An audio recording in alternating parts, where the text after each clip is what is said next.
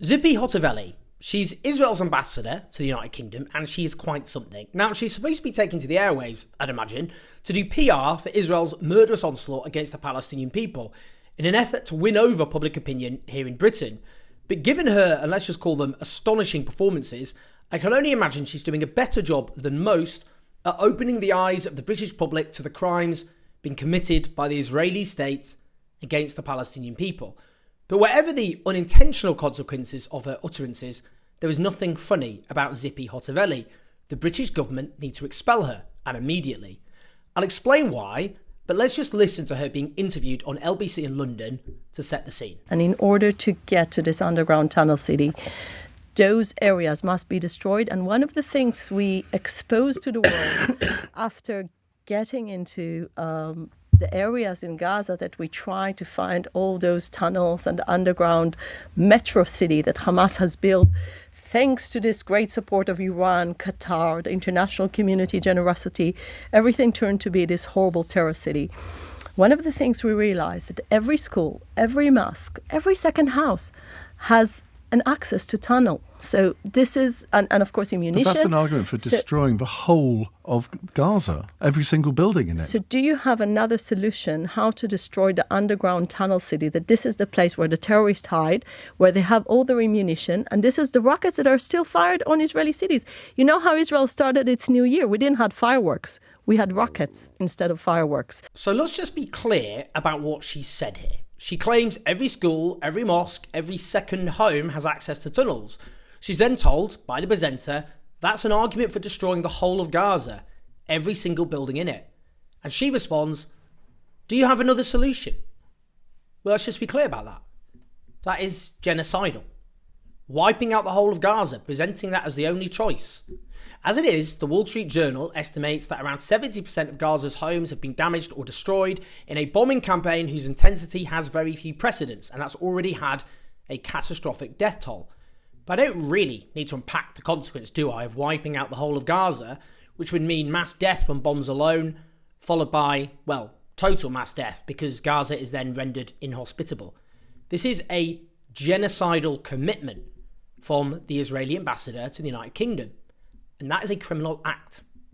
It's a violation of the 1948 Convention on the Prevention and Punishment of the Crime of Genocide, to which the United Kingdom and Israel are signatories. Under Article 3, it lists 5 punishable acts. A. Genocide. B. Conspiracy to commit genocide. C. Direct and public incitement to commit genocide. D. Attempt to commit genocide. And E. Complicity in genocide. Now, we could debate E, for example, complicity in genocide, because complicity holds some ambiguity as a term. Having looked into it, it can mean deliberately practical assistance, encouragement, or moral support that has a substantial effect on the perpetration of the crime. But as for C, direct and public incitement to commit genocide, that is a slam dunk case in this case. Inciting genocide is a criminal act for both a British and Israeli citizen as per the legal obligations of the states they are citizens of. And using a public broadcast to advocate for a genocidal act, in this case wiping out Gaza, should clearly be understood as inciting genocide. Now, I hate playing this game of if this was about X, there would be no debate, but such is the level of dehumanization, that is, Palestinians are implicitly treated as not being human beings in most of the West, I unfortunately feel compelled. If a prominent representative of the Palestinian people went on national radio and declared there was no choice but to destroy the whole of Israel, then there would be no debate about whether it was genocidal. And indeed, Israel would quite rightly declare such a statement to be genocidal.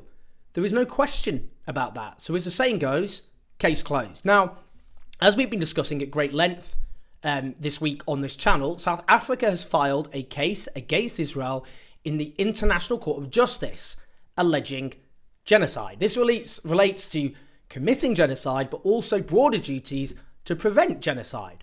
That includes the legal duty to prosecute the incitement of genocide as a criminal offence. Let me quote from that case. Israel, it says, is continuing to violate its other fundamental obligations under the Genocide Convention, including by failing to prevent or punish the direct and public incitement to genocide by senior Israeli officials and others.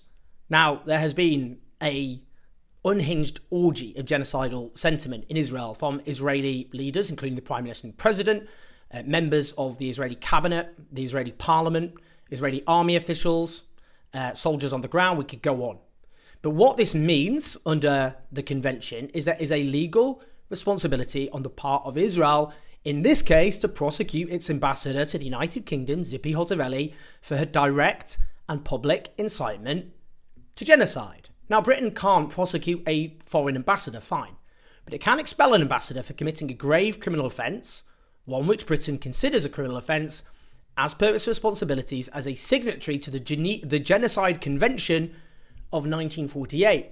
I would note to her comments on Sky News on 13th of December, in which, in response to being asked if she rejected a two-state solution, she answered, the answer is absolutely no. There was a lot of press attention about this at the time, but she also said something else which requires comment. She said, why are you obsessed with a formula that never worked, that created this radical people on the other side? Listen to that again. Created this radical people on the other side. Who's she talking about here? She means, of course, the Palestinian people. The reasonable inference here is by radical, she means extreme. And she is engaging in the dehumanization of the Palestinian people. Extreme and dangerous, I would say, is the inference.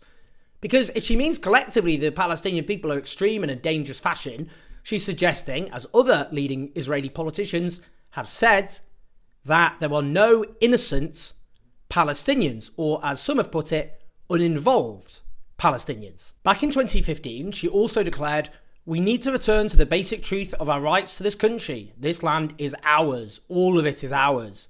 We did not come here to apologise for that. She further fleshed that out by declaring between the sea and the Jordan River, there needs to be one state, only the state of Israel.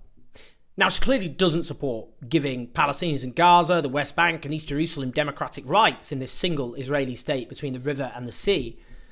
So what does she mean? A Palestinian people which continues to just exist there, disenfranchised, oppressed, and therefore inevitably extremely angry? As she describes them, a radical people. Permanently, though, within Israel's de facto borders? Well, it stands to reason that is not her long-term plan at all. The Palestinian people, for her, are unwanted. Now, she's also claimed that the 1948 expulsion of Palestinians when Israel was founded, the Nakba, in which hundreds of thousands of Palestinians were violently driven from their homes, was a popular Arab lie. In any case, it's clear that Tzipi Hotovely is not only an extremist. She has clearly committed a crime under the 1948 Genocide Convention, and therefore she should be removed from British soil. This would have an important impact. It would mean that Israeli leaders and officials currently throwing statements of genocidal intent and incitement around like murderous confetti would be forced to acknowledge there could be consequences. Because as things stand, they are behaving with impunity because they believe, quite rationally, they will suffer no consequences, and therefore they feel emboldened to keep making such statements, further radicalizing Israeli society, including, it should be said, Israeli soldiers on the ground. The problem is our political elite keep cavorting around with these extremists. When students correctly protested against her at the London School of Economics in 2021, including Jewish students, the then Home Secretary Priti Patel smeared them with accusations of anti-Semitism, as did other Tory ministers. Now, Labour leader Keir Starmer, meanwhile, tweeted about the protest at the time, this is totally unacceptable. Intimidation and threats of violence will not be tolerated. This was a totally baseless smear about these protests from the Labour leader.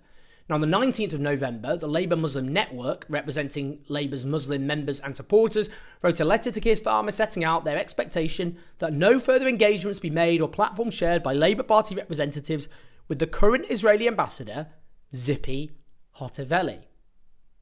Alas, this is an ambassador Keir Starmer has repeatedly met, and she has issued warm words about him. The fact is, a grave crime is being committed right now. A grave crime with the active support of the West. That comes in the form of, say, weapons, aid, and also political and diplomatic cover. Western politicians, not bystanders, that are actively complicit and involved. And Tzipi Hotovely has committed a criminal act on UK soil, and it's now time for us to demand her immediate removal. There's a change.org petition demanding this, which so far has over 61,000 signatories. I'll include the link in the description on social media. Now, there's much more to come. on this current horror, including the case of genocide presented by South Africa against Israel, but also so many interviews to come, as well as, I suppose, in-depth looks at the actual truth on the ground that so much of the media is refusing to cover. Please like and subscribe. Do share this video. Keep us on the road as ever at patreon.com/OwenJones84. I'll speak to you in a bit.